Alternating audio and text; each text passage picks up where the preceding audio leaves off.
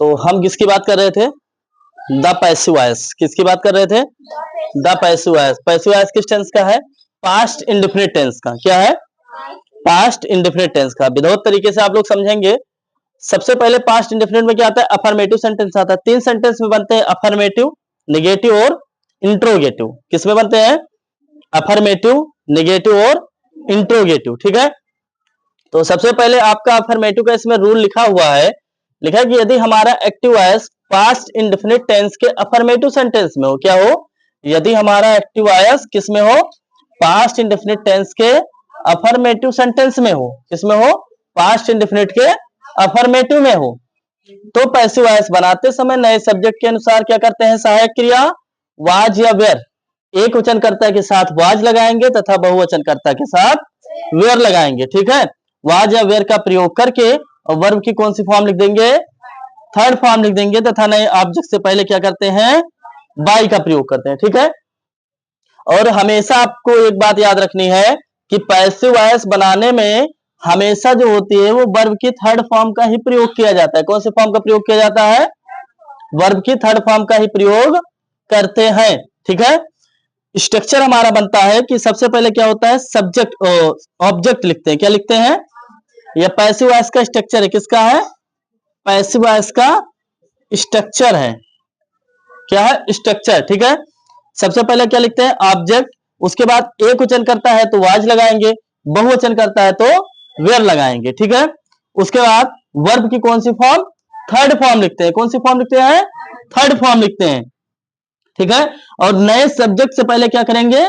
By का प्रयोग करेंगे और लास्ट में क्या करते हैं? सब्जेक्ट लिख देते हैं। अब हमारा जो इसमें एक्टिव वॉइस का एग्जांपल है, एग्जांपल क्या दिया है कि I wrote a letter. I wrote a letter यानी किस टेंस में लिखा है? ये पास्ट इंडेफिनिट में लिखा है। किस में लिखा है? ये टेंस पास्ट इंडेफिनिट में लिखा है। ठीक। ये पास्ट इंडेफिनिट का कौन सा सेंटेंस है? अफर्मेटिव सेंटेंस है। कैसे पहचाने? रोट वर्ब की सेकेंड फॉर्म। और पास्ट इंडेफिनिट में क्या होता है? अफर्मेटिव में सहायक सभी, मतलब क्या होता है? सहायक क्रिया जो होती है उसमें सहायक क्रिया होती नहीं, होती है मगर डिड होता है। क्या होता है? तो इसमें डिड हम लगाएंगे नहीं क्योंकि ये अफर्मेटिव, अफर्मेटिव में क्या होता है?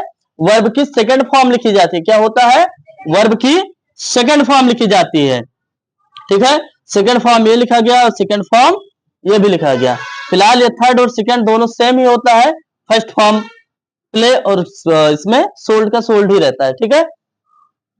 अब इसमें वर्ब की सेकंड फॉर्म लिखी गई, इससे हमने क्या किया? इसको पहचान लिया कि हाँ ये पास्ट इंडेफिनिट का अफर्मेटिव सेंटेंस लिखा है। ठीक है। अगर ऐसा दिया होगा, अब हमें क्या करना है? इसका पैसिव बनाना है। क्या करना है? पैसिव बनाना है। तो अब हम इसका पैसिव कैसे बनाते हैं? आप लोग इसको देखिए।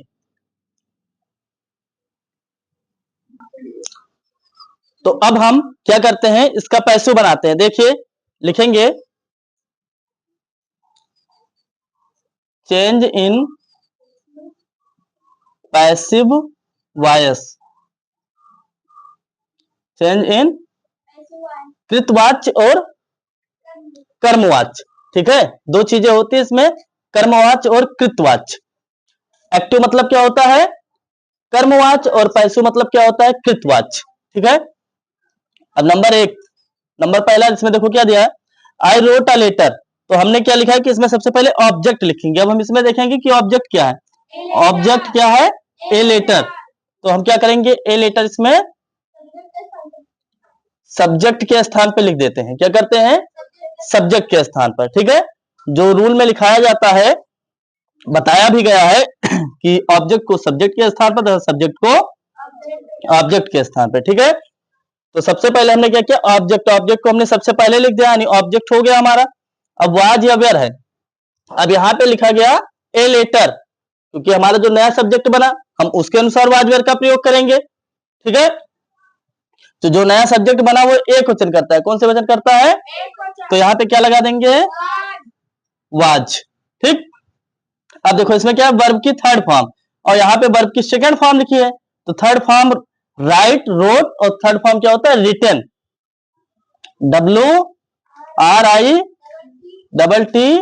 WRITTEN, written. ठीक है।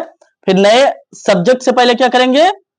बाई, यानी जो यहाँ पे सब्जेक्ट था वो ऑब्जेक्ट के स्थान पे गया, तो यानी यहाँ ऑब्जेक्ट आ गया, ठीक है। तो नए सब्जेक्ट से पहले बाई, आई है तो क्या कर देंगे, आई को मी में बदलते हैं, ठीक है। इसी प्रकार दूसरा हम देखेंगे लिखा है वी सोल्ड द बुक्स, तो क्या करेंगे, द बुक्स यानी जो ऑब्जेक्ट है उसको हम सबसे पहले लिख देंगे सब्जेक्ट के स्थान पे, और द बुक्स यानी कई सारी किताबें हैं, तो यानी यहाँ पे क्या लगा देंगे, वेयर लगा देंगे, क्या लगा देंगे, वेयर।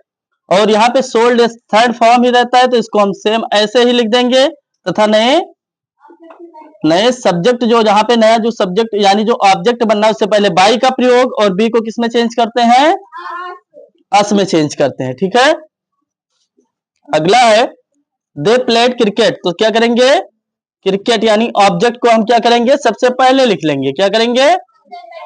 और क्रिकेट एक वचन करता होता है कि बहुवचन करता होता है, एक वचन करता होता है, तो यहाँ पे क्या लगा देंगे, वॉच, और प्लेड या थर्ड फॉर्म ऑलरेडी लिखा है, तो इसको हम ऐसे लिख देंगे।